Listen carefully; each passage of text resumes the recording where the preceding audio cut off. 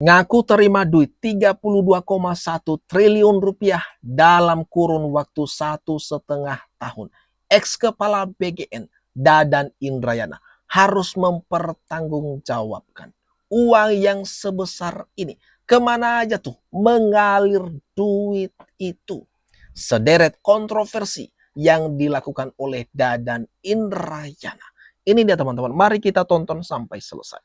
Hari ini Badan Gizi sudah mencairkan 32,1 triliun dan belum pernah ada sepanjang sejarah Republik ada sebuah kementerian yang sudah mencairkan 32,1 triliun dalam waktu 1,5 bulan.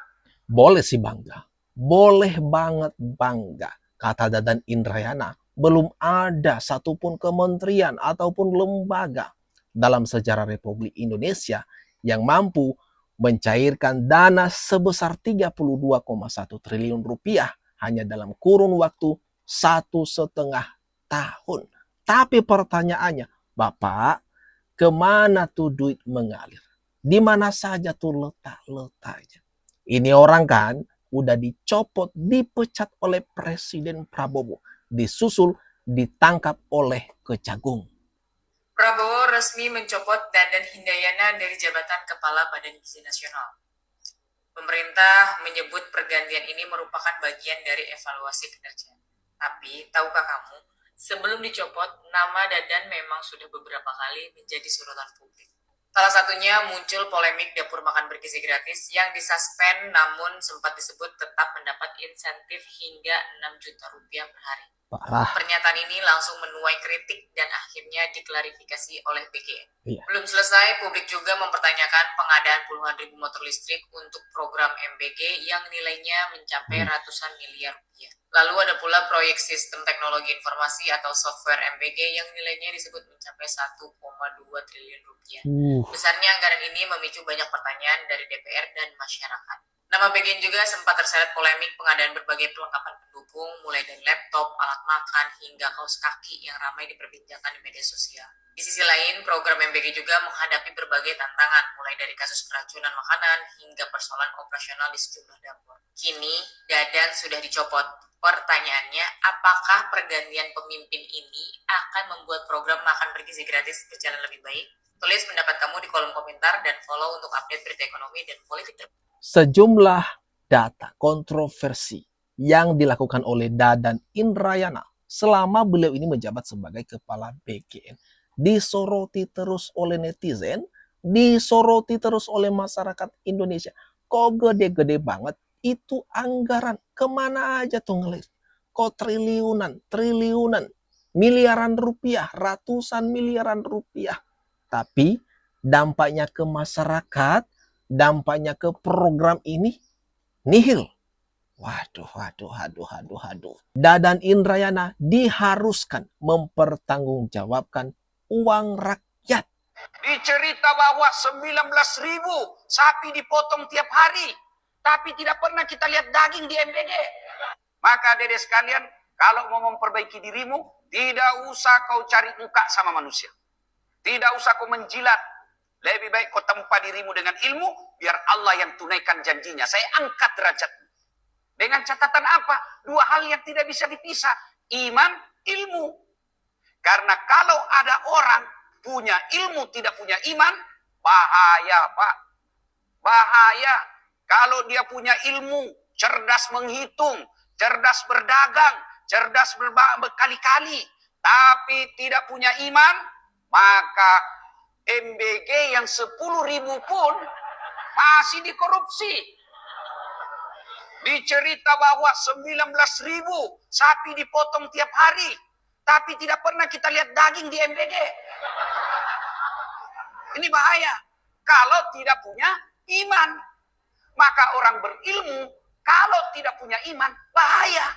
Maka Allah gandengkan ayat ini. Dasat, Pak Rektor, Pak Polisi, Pak Menteri, Pak Presiden, kalau kau mau mulia, dua syaratnya. Ilmumu, imanmu. Karena kalau tidak punya iman, manusia bisa lebih bahaya daripada binatang. Disentilkan Dadan Indrayana di pengakuan di depan Presiden memotong sapi setiap hari. Padahal di menu MBG, waduh, Nggak ada dagingnya, teman-teman. Tapi klaimnya di depan Presiden Prabowo ada tuh ribuan sapi dipotong setiap hari. Aduh, udah wajar ini. Udah pantas ini. Dadan Indrayana dipecat oleh Presiden Prabowo dan ditahan oleh Kejagung buat diselidiki segala apa yang dilakukannya selama ini. Selama menjabat 1,5 tahun kurang lebih. Biar dia mempertanggungjawabkan perbuatannya. Selasa, tanggal 2 Juni tahun 2026, Bapak Presiden mengambil keputusan untuk melakukan pergantian pimpinan Badan Gizi Nasional. Yang pertama adalah Saudara Dadan Indrayana sebagai Kepala Badan Gizi Nasional. Yang kedua, Saudara Lodwig Usung sebagai Wakil Kepala Badan Gizi Nasional. Yang ketiga, Saudara Sony Sanjaya sebagai Wakil Kepala Badan Gizi Nasional. Tentunya disertai dengan ucapan terima kasih atas kerja keras dedikasi selama ini di dalam membangun fondasi dan mengembangkan Badan Gizi Nasional. Untuk selanjutnya, Bapak Presiden memutuskan untuk mengangkat Saudari Nani S. Diang sebagai Kepala Badan Gizi Nasional yang baru. Kemudian Saudari Agustina Arumsari sebagai Wakil Kepala Badan Gizi Nasional yang baru. Dan Saudara Maijen TNI Renggono sebagai Wakil Kepala Badan Gizi Nasional yang baru. Pengumuman resmi telah keluar adanya pemecatan terhadap Dadan Indrayana. Semoga dengan pimpinan yang baru di Badan Gizi Nasional terjadi perubahan yang signifikan dan program MBG ini memang benar-benar sesuai dengan tujuan Presiden yang sebenarnya. Tidak merugikan rakyat, tidak menjadi ladang korupsi. Yang brengsek, angkat tangan.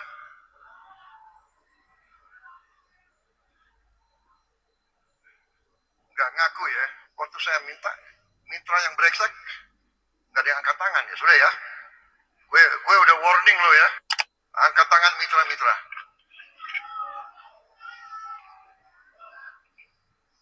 Biasa lihat tampang-tampang kalian. Angkat tangan mitra yang yakin dia mitra yang baik, angkat tangan.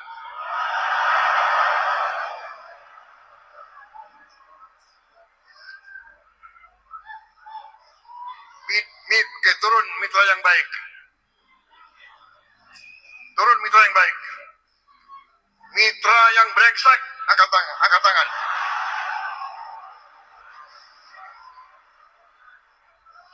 Mitra yang brengsek, angkat tangan.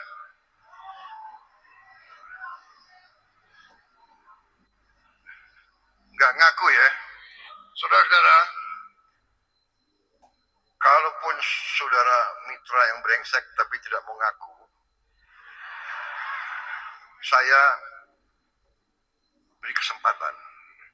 Kembalilah ke jalan yang benar. Dan kalau saudara yang cepat-cepat lapor ngaku,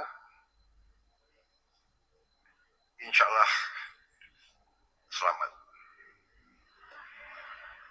Kalau saudara merasa saudara bisa lebih pintar dari NKRI, ya coba aja. Muncul peringatan dari Presiden Prabowo kepada mitra-mitra MBG. Ada peringatan keras untuk mereka. Warning keras. Kalau ada yang coba-coba main-main, maka di tangan Presiden Prabowo nggak ada ampun. Nah, diberi kesempatan tuh bagi mitra yang brengsek.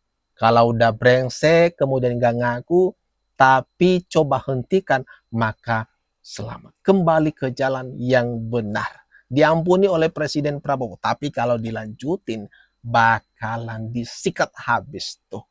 Gimana nih kalau menurut pendapat kalian teman-teman? Atas apa yang barusan saja kita tonton, kita bahas bersama. Jangan lupa tinggalkan komentar terbaikmu di kolom komentar yang di bawah.